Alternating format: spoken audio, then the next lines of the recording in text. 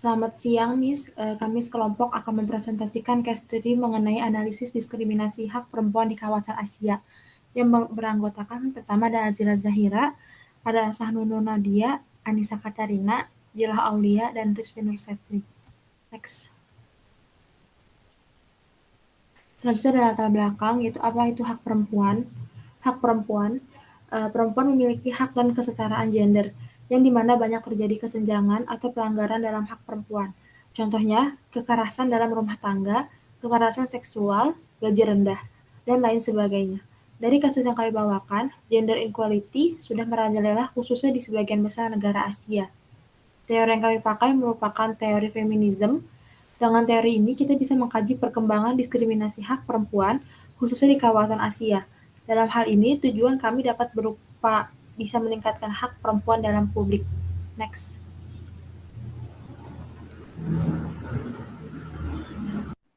Selanjutnya, kenapa topik ini kami pilih? Alasan kami memilih untuk mengambil topik ini adalah karena menurut kelompok kami, isu mengenai diskriminasi terhadap hak perempuan yang terjadi di dunia saat ini, khususnya kawasan Asia, sangat rentan terjadi. Yang dibuktikan dengan banyaknya kasus yang menimpa perempuan seperti kurangnya partisipasi dari perempuan, baik itu dalam kehidupan sehari-hari, khususnya dalam bidang perpolitikan dan juga ekonomi. Sehingga sangat penting sekali isu diskriminasi terhadap perempuan ini dikaji karena untuk meningkatkan citra perempuan di dalam publik dan juga melihat pentingnya peran perempuan dalam semua bidang kehidupan. Next.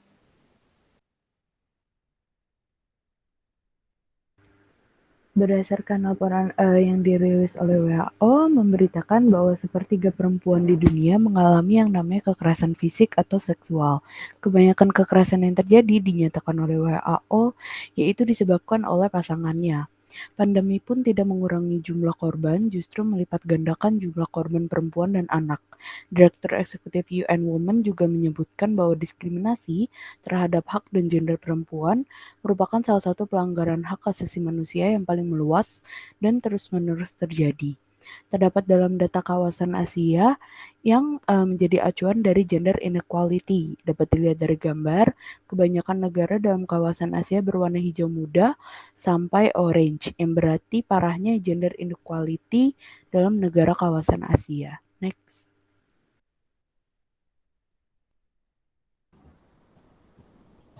Selanjutnya adalah teori yang relevan kami gunakan untuk menganalisis kasus ini, di mana kami menggunakan teori feminisme.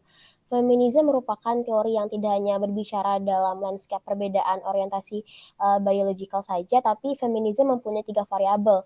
Yang pertama itu adalah sex, yaitu perbedaan biological. Yang kedua gender, society constructed race, atau peran seseorang yang ditentukan oleh masyarakat pada saat itu. Dan yang ketiga adalah sexual orientation. Yang kemudian feminisme merupakan cabang dari teori liberalisme, yaitu adanya kebebasan hak untuk berpendapat. Dan feminisme dalam GPI melihat bahwa adanya dominating oleh laki-laki, terutama dalam perusahaan seperti MNC, perminyakan, gas. Kemudian 3 main teori dari feminisme itu, yang pertama adalah structural functional theory atau sociological perspective. Teori ini melihat sifat manusia sebagai bagian yang sangat kompleks, sehingga membutuhkan pendekatan tertentu untuk menetapkan solidarity dan stability. Yang kedua adalah symbolic interaction theory, yang dimana maksud dari teori ini adalah individu itu memiliki perbedaan perilaku. Dan yang terakhir adalah konflik teori, di mana melihat dari gender stratification dalam membedakan dua gender agar mencegah terjadinya konflik dan mempelajari struktur power atau kekuatan antara laki-laki dan perempuan itu. Next. Lalu ada timeline teori feminisme. Jadi pertama, pada abad ke-17 sampai 18, perempuan memiliki akses yang kurang terhadap pendidikan. Lalu pada tahun 1700-an terdapat ketimpangan antara laki-laki dan perempuan yang berkontribusi terhadap hak perempuan secara sah di dalam konstitusi negara. Dan pada abad 19 muncul pemikiran bahwa perempuan memiliki hak untuk mengakses bidang pendidikan. Pada tahun 1960 sampai 1970-an muncul istilah ketika laki-laki memiliki power dalam keluarganya. Karena hal itu terdapat beberapa pekerjaan yang tidak bisa dilakukan oleh perempuan. Lalu muncul feminisme aktivis politikal. Dan pada tahun 1990-an sampai sekarang ada istilah resisting the culture supremacy yang mengkritik yang berperan dalam rasis. Lalu karena itu muncul isu gender yang berekspansi pada isu membeli hak minoritas. Next.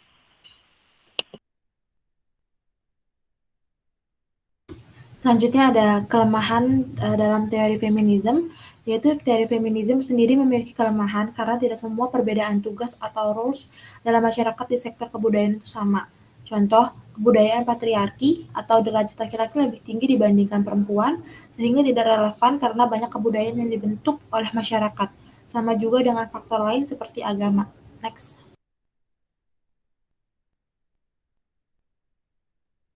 Selanjutnya ada hubungan bagaimana teori feminisme menjelaskan case study yang dipilih. Dalam teori feminisme dalam GPE, melihat bahwa ada faktor dominating di mana laki-laki yang memimpin.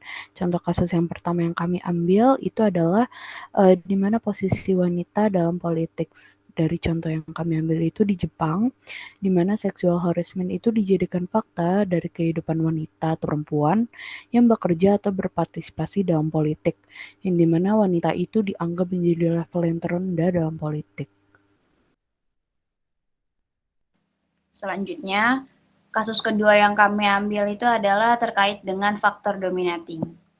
Contoh kasus yang kami ambil itu adalah terkait hak pendidikan wanita, dengan contoh di negara Afghanistan, di mana protes publik terjadi karena hak janji Taliban yang belum terpenuhi dalam bidang pendidikan juga politik. Maka dari itu, kemunculan feminisme ini memberikan angin segar bagi hak perempuan untuk mewujudkan keinginan mereka dalam publik.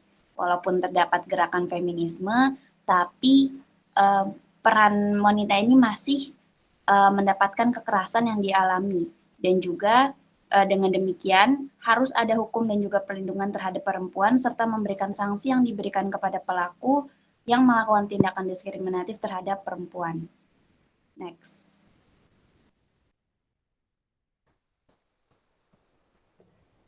Oke, selanjutnya adalah kesimpulan dari analisis case study kami mengenai diskriminasi terhadap hak perempuan di kawasan Asia, di mana dari analisis kasus tersebut memperlihatkan masih banyaknya kasus kekerasan dialami oleh perempuan, dan kalau kita ketahui bahwasannya perempuan sebagai makhluk ciptaan Tuhan juga mempunyai hak untuk bisa melakukan hal yang sama dengan laki-laki di bidang, khususnya di bidang ekonomi, politik, pendidikan, dan dalam pekerjaan apapun yang bisa dilakukan oleh perempuan. Untuk itu, dengan kemunculan teori feminisme atau dari gerakan feminisme ini membawa perubahan yang baik bagi perempuan dan memunculkan gerakan untuk bisa membangkitkan peranan perempuan dalam publik kita sendiri.